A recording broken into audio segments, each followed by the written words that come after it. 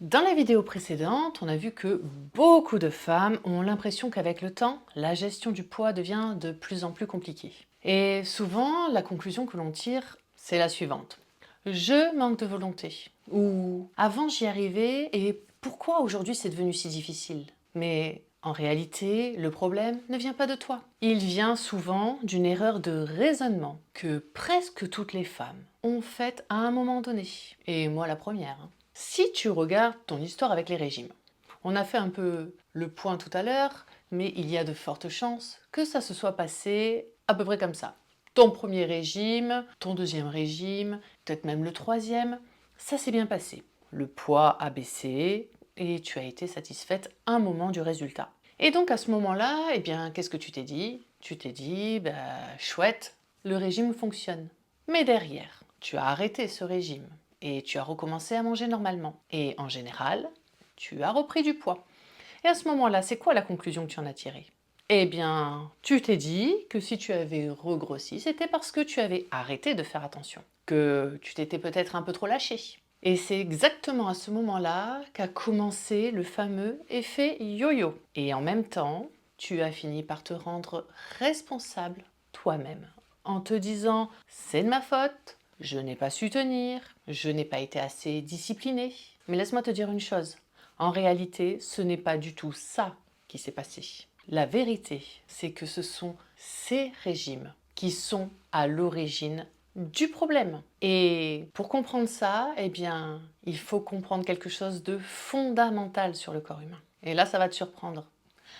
Le corps humain, c'est une machine absolument extraordinaire. Un système incroyablement intelligent. Mais il ne raisonne pas comme nous. Parce que nous, femmes du 21e siècle, lorsque nous faisons un régime, lorsqu'on se restreint, eh bien, c'est pour perdre du poids. Mais ton corps, lui, qu'est-ce qu'il comprend? Eh bien, pas du tout ça. Quand tu réduis brutalement ton alimentation, quand tu te mets à manger beaucoup moins, quand l'énergie disponible diminue soudainement, eh bien, ton corps ne se dit pas elle veut rentrer dans son jean. Non, ton corps interprète cela comme une famine. Et face à ce qu'il perçoit comme une famine, il fait exactement ce qu'il est censé faire depuis des milliers d'années. Il cherche à te protéger. Et pour ça, eh bien, il ralentit certaines fonctions, il économise l'énergie, il modifie la façon dont tu utilises les réserves. Et surtout, eh bien, il s'adapte. Et c'est pour ça que à chaque régime, eh bien, le corps devient un peu plus efficace pour se protéger des périodes de restriction. Donc il ajuste son fonctionnement. Et ça, c'est ce qu'on appelle l'adaptation métabolique. Autrement dit, ton corps cherche simplement à maintenir coûte que coûte son équilibre malgré les contraintes que tu lui imposes. Et donc, les méthodes qui fonctionnaient avant fonctionnent de moins en moins. Le poids devient beaucoup plus difficile à faire bouger. La faim peut augmenter, la fatigue aussi, et certaines hormones qui régulent l'appétit commencent à être influencées. Par exemple, la régulation de la glycémie, elle peut devenir plus instable.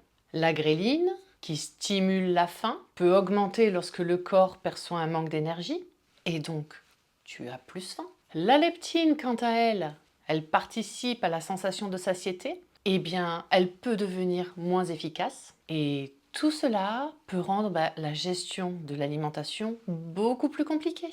Mais il n'y a pas que ça. Parce qu'avec les années, il y a d'autres facteurs qui viennent également s'ajouter. Alors tout d'abord, les premières fluctuations hormonales liées à la périménopause. Mais il y a aussi le stress chronique, la charge mentale du quotidien, la fatigue qui s'accumule et parfois un sommeil moins réparateur.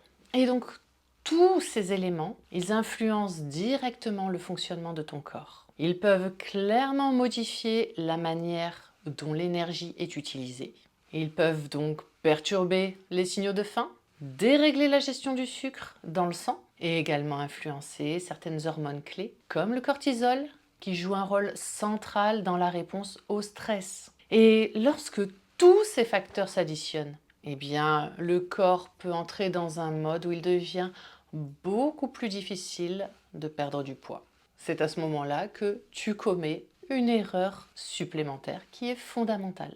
Tu penses qu'il faut faire encore plus d'efforts. Tu penses qu'il faut avoir encore plus de contrôle, être encore plus dans la restriction. Sauf que ton corps, il a juste besoin exactement de l'inverse. Il a besoin de retrouver de l'équilibre, de la sécurité.